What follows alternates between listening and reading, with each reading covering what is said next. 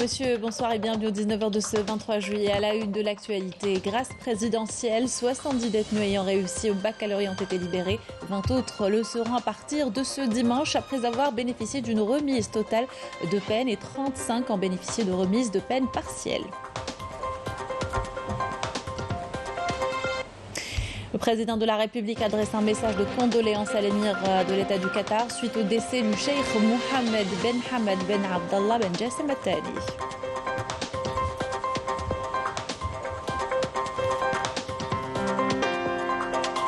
Retour sur la tournée du président de la République en visite en Turquie, en Chine et au Qatar, où une convergence des points de vue a été enregistrée et plusieurs accords avec d'importantes perspectives d'investissement ont été signés.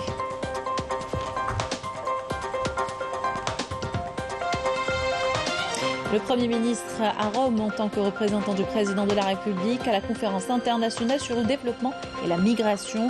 Il expose l'approche algérienne, nous l'écouterons tout à l'heure.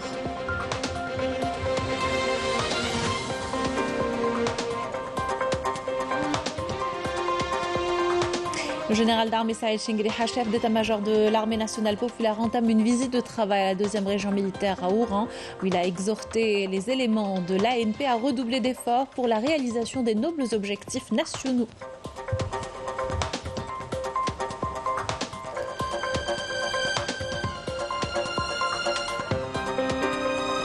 À l'étranger, manifestation de militants marocains du RIF en Belgique qui appellent à la libération des détenus d'opinion à l'occasion du 102e anniversaire de la bataille d'Anouel. Bienvenue à tous, heureuse de vous retrouver, je vous le disais en titre, en complément du communiqué du 4 juillet 2023 concernant 2 décrets présidentiels signés par le président de la République à l'occasion du 61e anniversaire de l'indépendance et de la jeunesse, portant grâce dans les crimes de droit général, et le deuxième pour les détenus ayant obtenu leur baccalauréat. 70 détenus ayant réussi au bac ont été libérés dans le cadre du premier décret et 20 autres jugés définitivement ayant réussi au baccalauréat seront libérés à partir de ce dimanche. Après avoir bénéficié d'une remise totale de peine, 35 autres ont bénéficié de remise de peine partielle. Le président de la République, Majid Tebboune, a adressé un message de condoléances à l'émir de l'État du Qatar, Cheikh Tamim Ben Hamad Al Thani, suite au décès du cheikh Mohammed Ben Hamad Ben Abdallah Ben Jassim Al Thani. En voici le contenu. Cher frère, Cheikh Tamim Ben Hamad Al Thani, émir de l'État du Qatar, frère, s'est résigné à la volonté d'Allah, que nous avons appris avec une grande tristesse et affliction à la nouvelle du décès du cheikh Mohammed Ben Hamad Ben Abdallah Ben Jassim Al Thani. Qu'Allah lui accorde sa sainte miséricorde et l'accueille en son vaste paradis. En cette pénible épreuve, je vous présente ainsi qu'à ses honorables enfants, à toute la famille Al-Thani, au peuple qatari frère, en mon nom personnel et au nom du peuple algérien, mes sincères condoléances et mes profonds sentiments de compassion. Nous prions Allah Tout-Puissant d'accorder aux défunts sa sainte miséricorde et de l'accueillir en son vaste paradis et de nous prêter tous patience et réconfort. Et fait la bonne annonce aux endurants qui disent quand un malheur les atteint, certes nous sommes à Allah et c'est à lui que nous revenons. Fin du communiqué de la présidence de la République. Et le président de la République a regagné hier Alger après avoir effectué une visite de travail de 2 jours en Turquie. Il s'était rendu auparavant en Chine et au Qatar. L'occasion d'aborder des dossiers internationaux importants. Une convergence des points de vue a été d'ailleurs enregistrée. Et cette tournée du président a également abouti au renforcement de la coopération économique. Plusieurs accords avec d'importantes perspectives d'investissement ont été signés. Yamina Saïdji. La politique étrangère algérienne connaît un développement significatif, dépassant sans précédent cadre conventionnel pour adopter une approche plus harmonieuse. La visite d'État du président de la République, Abdelmajid Tebboune, à Doha, Pékin et Istanbul, témoigne de l'engagement de l'Algérie à entretenir des relations fondées sur le respect et à renforcer les mécanismes de coordination et de coopération avec plusieurs pays.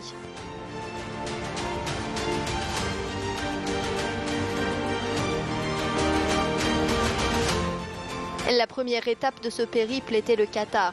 premiers investisseurs arabes dans notre pays, l'Algérie et le Qatar entretiennent des relations historiques privilégiées qui se renforcent de manière remarquable au cours des dernières années grâce à la volonté politique sincère des dirigeants des deux pays et à leur détermination à établir un partenariat stratégique prometteur érigé en modèle de la complémentarité arabe. La visite de 2 jours effectuée par le président de la République a donné lieu à une série d'entretiens officiels qui ont porté sur les voies et moyens de renforcer et de développer les relations bilatérales dans différents domaines, notamment l'économie, le commerce, l'industrie, l'énergie et la technologie, outre le dernier développement au niveau régional et international. Dans ce contexte, les deux parties se sont félicitées du niveau de concertation et de coordination bilatérale et formulé le vœu de les élargir pour couvrir tous les domaines. Le président de la République a poursuivi sa visite d'État en République populaire de Chine à l'invitation de son homologue chinois. Une visite de 5 jours considérée la plus longue de tous les périples qu'il a effectués à l'étranger. Elle s'inscrit dans le cadre de la consolidation des relations solides et enracinées entre l'Algérie et la Chine et visant à renforcer la coopération bilatérale dans divers domaines.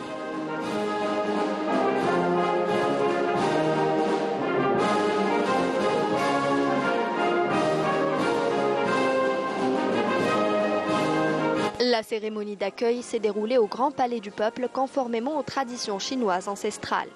Les deux présidents ont d'abord écouté les hymnes nationaux des deux pays avant de passer en revue des détachements de l'armée chinoise qui ont rendu les honneurs au président Tebboune.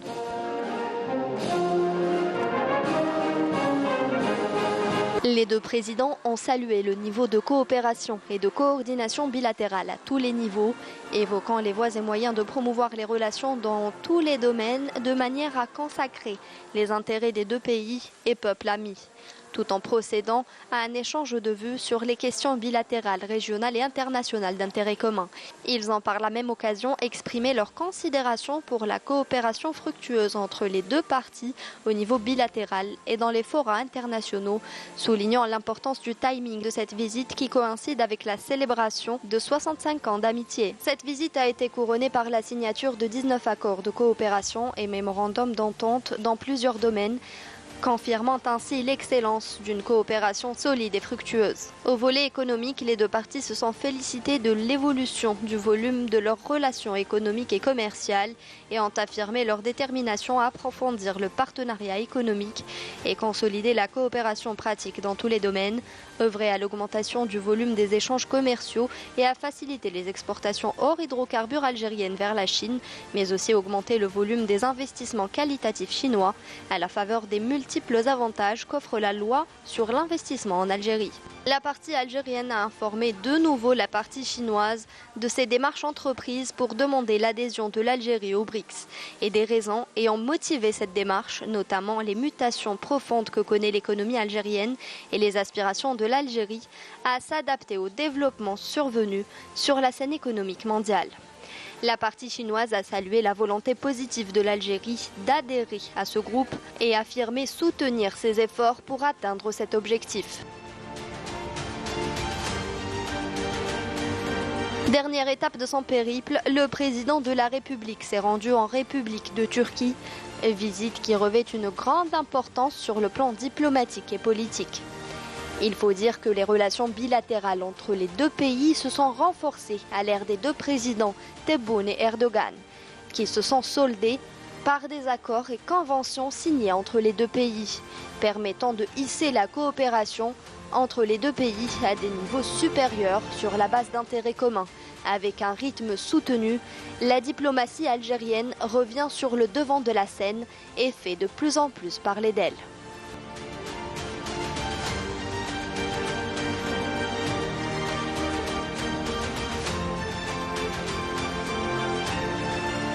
Dans l'actualité, le Premier ministre Ayman Ben Abdelrahman prend part à Rome en tant que représentant du président de la République à la conférence internationale sur le développement et la migration. Les travaux ont débuté avec la participation entre autres de Chypre, l'Égypte, l'Éthiopie, la Grèce, Malte, l'Espagne, la Turquie, la Jordanie et le Qatar. Une initiative de la première ministre italienne Giorgia Meloni dans le but de freiner l'arrivée de migrants sur le vieux continent. Selon Rome, quelques 80 000 personnes ont traversé la Méditerranée et sont arrivées sur les côtes de la péninsule depuis le début de l'année contre 33 000 l'an dernier. Sur la même période, en majorité au départ du littoral tunisien, les migrants continueront de vouloir traverser la Méditerranée. Il faut donc trouver d'autres solutions, font valoir les ONG européennes. Et justement, dans une déclaration au nom du président de la République, le Premier ministre a exposé les mesures prises par l'Algérie pour lutter contre l'immigration clandestine à plusieurs niveaux. Je vous invite à l'écouter. Ces dernières années, précisément depuis 2015, le phénomène de la migration clandestine a pris des dimensions alarmantes sur les plans régional et continental. De par sa situation stratégique, l'Algérie est devenue un pays d'accueil pour des migrants venus de plusieurs pays du Sahel et d'Afrique subsaharienne. Tous ces pays confrontés à ces flux de migrants sont tenus de prêter main forte et de fournir aide et assistance aux migrants clandestins. Durant les années à venir, nous verrons certainement ce phénomène s'amplifier davantage si des mesures strictes ne seront pas prises et mises en application en temps voulu. Par ailleurs, le traitement sécuritaire du dossier de la migration contribue à assurer des solutions durables à ce fléau, à même de garantir la stabilité, de relancer la dynamique économique dans ces pays et surtout d'assurer des postes d'emploi aux jeunes pour freiner le phénomène de la migration clandestine. Et toujours à Rome, en marge des travaux de la conférence internationale sur le développement et la migration, le Premier ministre a eu des entretiens avec la première ministre italienne Giorgia Meloni. Il a été question des voies et moyens de développer des relations bilatérales. En marge des travaux, toujours sur le développement et la migration qui se tient à Rome, le Premier ministre Ayman Ben Abdelrahman s'est également entretenu avec son homologue libanais Nadib Mikati. Les deux parties ont discuté de questions d'intérêt commun et du renforcement de la coopération entre les deux pays. Et dans le prolongement des visites d'inspection aux différentes régions militaires, le général d'armée Saïd Chengueliha, chef d'état-major de l'armée nationale populaire, a entamé ce dimanche une visite de travail à la deuxième région militaire à Oran. Les détails par Yamina Saïdi.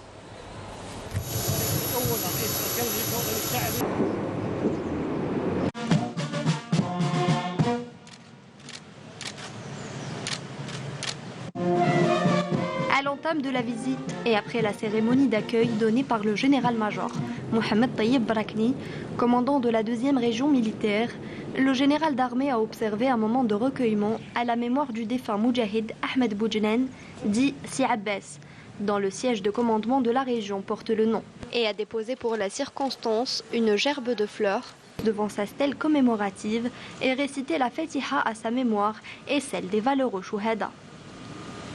À l'issue, et lors de sa rencontre avec les cadres et les personnels de la deuxième région militaire, le général d'armée a prononcé une allocution d'orientation qui a été suivie par visioconférence par l'ensemble des unités de la région, dans laquelle il a exhorté les personnels de l'armée nationale populaire et à travers eux l'ensemble des enfants loyaux et nationalistes à redoubler d'efforts et faire preuve davantage de performance afin de réaliser les nobles objectifs nationaux engagés par le président de la République. اغتنموا هذه السانحة لأحثكم أنتم المرابطون على كل شبر من الوطن. Je saisis cette occasion pour vous exhorter, vous qui êtes mobilisés dans chaque parcelle de notre patrie, pour défendre la souveraineté de nos frontières terrestres, nos eaux territoriales et notre espace aérien. Et à travers vous, tous les enfants fidèles de notre cher pays, à redoubler d'efforts et à faire preuve davantage de performance afin de contribuer à la réalisation des nobles objectifs nationaux engagés par Monsieur le Président de la République, chef suprême des forces armées, ministre de la Défense nationale. D'autant plus que notre pays possède des ressources humaines, naturelles, économiques et intellectuelles qui lui permettent de concrétiser son projet de développement et de hisser notre nation parmi les pays émergents. Un projet prometteur dont les contours commencent à se dessiner grâce aux réalisations accomplies dans tous les domaines au cours des dernières années, aussi bien dans la consolidation des institutions de l'État, la moralisation de la vie publique et la lutte contre la corruption sous toutes ses formes, ou encore en rétablissant la confiance entre les citoyens et leurs institutions constitutionnelles et en renforçant la stabilité intrinsèque de l'État. وأخلقت الحياة العمومية ومحاربة الفساد بكل أشكاله أو فيما تعلق بإعادة الثقة بين المواطن ومؤسساته الدستورية وتعزيز الاستقرار النسقي للدولة. Le général d'armée a souligné que l'Algérie avance à pas sûrs vers l'excellence dans les domaines de la géopolitique régionale et internationale et que la continuation sur cette voie avec la même dynamique et la même cadence est un devoir sacré qui nécessite la cohésion et la synergie des efforts de tous les enfants dévoués de la patrie. فالجزائر تسير بخطى ثابتة نحو القمة بل نحو الريادة. L'Algérie avance à pas sûrs vers l'excellence, voire au sommet, dans les domaines de la géopolitique régionale et internationale. Poursuivre sur cette voie avec engagement et fidélité, avec la même dynamique et la même cadence, est un devoir sacré qui nécessite la cohésion, l'harmonie et la synergie des efforts de tous les enfants dévoués de la patrie pour que l'Algérie puisse se placer comme un pays leader, fort, prospère et acteur de son environnement. Cela n'est pas loin à atteindre pour les enfants des héros de novembre, fidèles et loyaux, notamment les jeunes qui sont le cœur battant de la nation et sa réserve dans tous les sens. Nous plaçons beaucoup d'espoir en cette jeunesse pour le présent et l'avenir du pays, afin qu'elle soit à la hauteur des responsabilités et des défis sur les pas de ces nobles ancêtres qui ont tout sacrifié pour libérer notre chère patrie et hisser haut son emblème parmi les autres nations.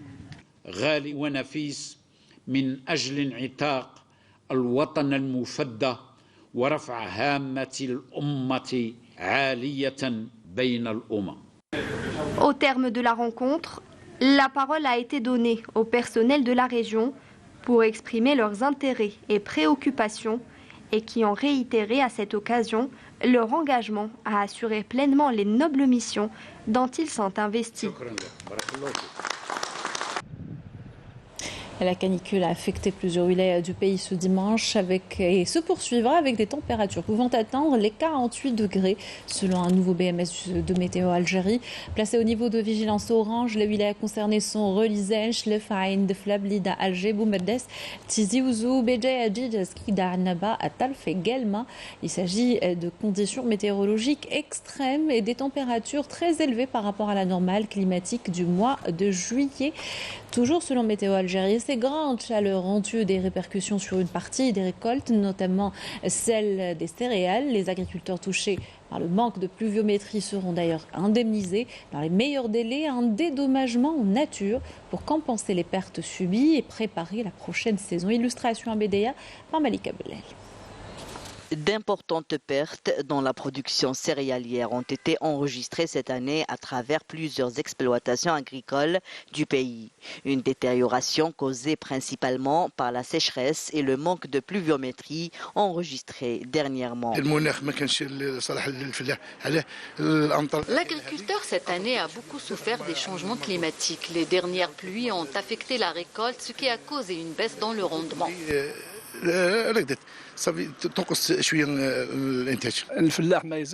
il ne faut pas baisser les bras. Parfois le climat est à notre avantage et parfois non.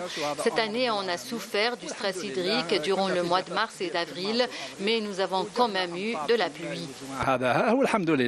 Plusieurs mesures ont été prises par les pouvoirs publics au profit des agriculteurs.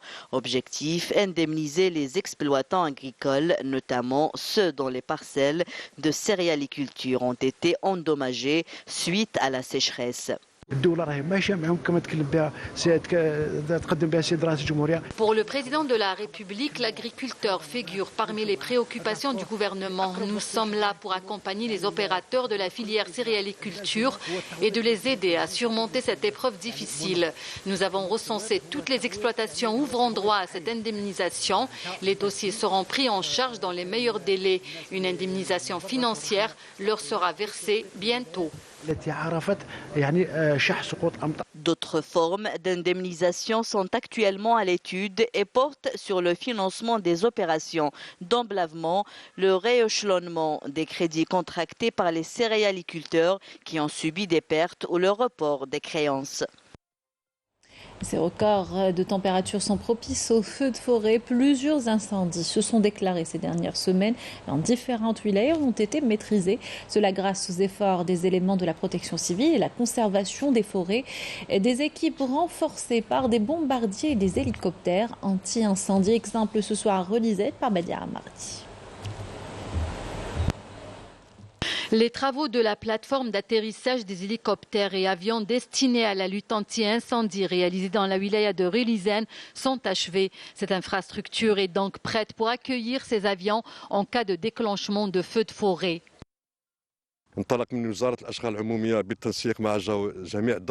Les travaux ont été lancés par le ministère des Travaux publics en coordination avec les départements ministériels concernés par ces infrastructures. Cette piste d'atterrissage fait partie des 10 projets programmés à travers 10 wilayas, s'étendant sur une superficie de 1,2 hectare. Elle a été réalisée avec une enveloppe financière de 75 millions de dinars.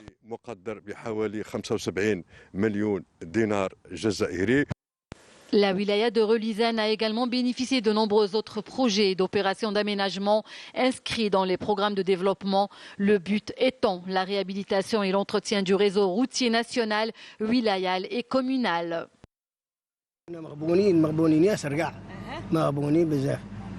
Nous souffrons beaucoup de l'état des routes, mais Dieu merci, des travaux ont été engagés.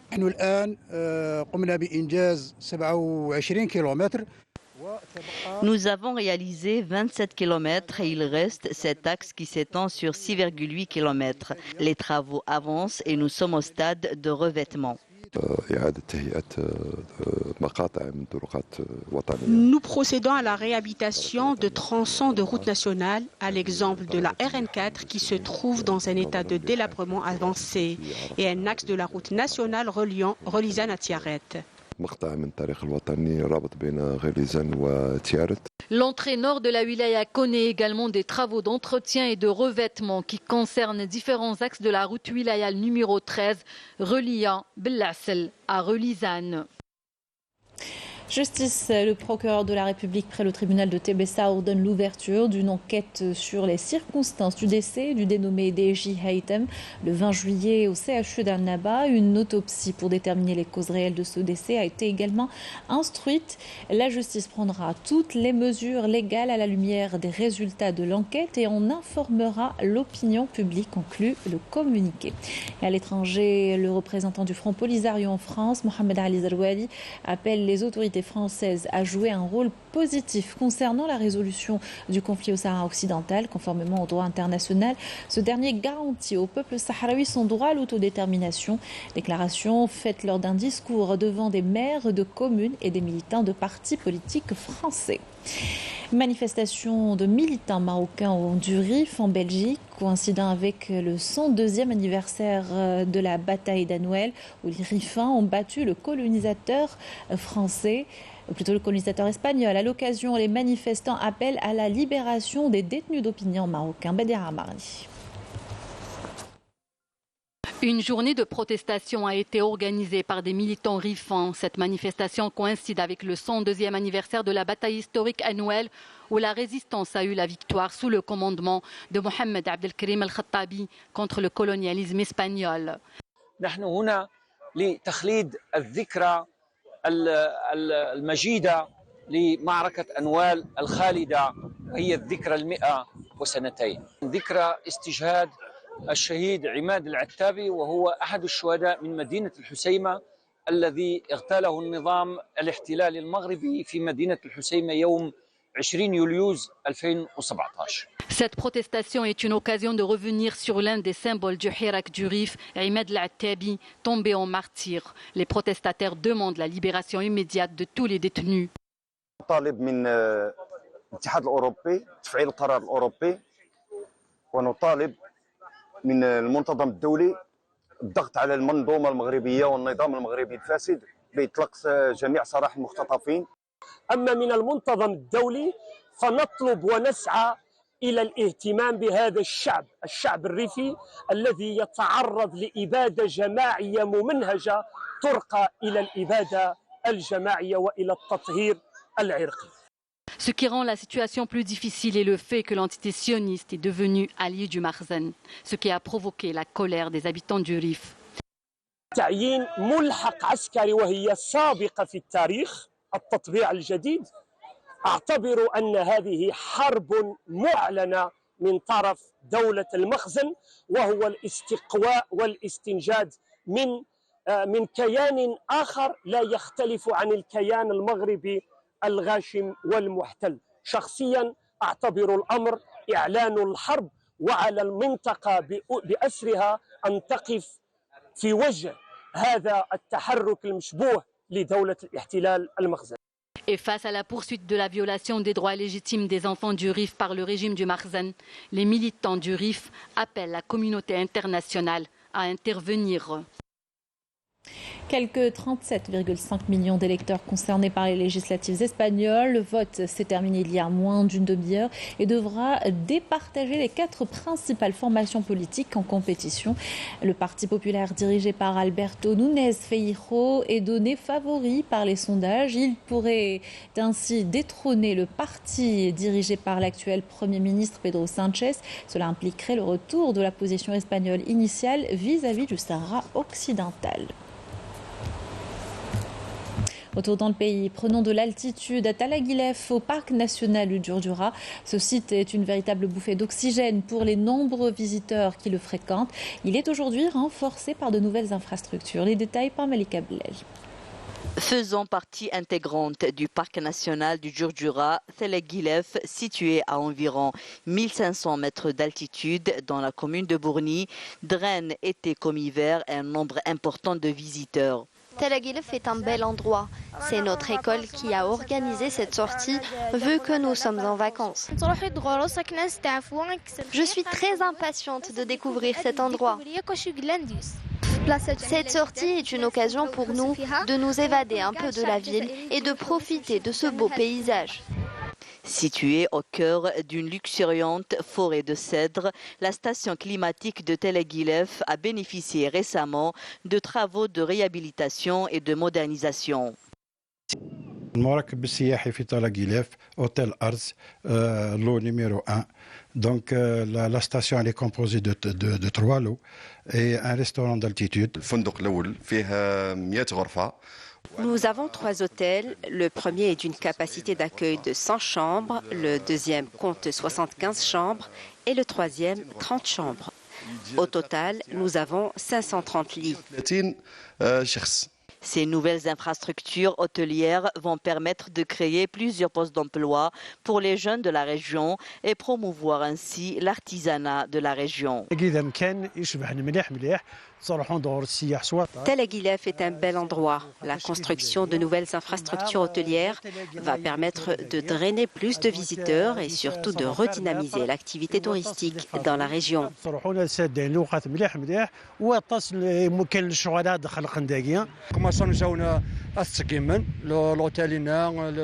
Cet endroit est vraiment magnifique. La modernisation et la réalisation de nouvelles infrastructures dans cette région du pays va contribuer à l'émergence de nouvelles activités. Le tourisme de montagne a bénéficié de plusieurs projets d'investissement. L'État accorde une grande importance au secteur du tourisme dans cette wilaya. La région de Tizi Ouja'boub a bénéficié de 14 projets d'investissement. Une fois opérationnelles, les infrastructures de Talaguilef vont permettre de renforcer la capacité d'accueil de plus de 400 lits. Ce projet touristique permettra d'insuffler une dynamique économique dans la région et par là même booster le tourisme afin d'attirer un nombre croissant de visiteurs et même de touristes étrangers. Voilà qui termine notre journal. Merci de l'avoir suivi. Excellente soirée sur Canal.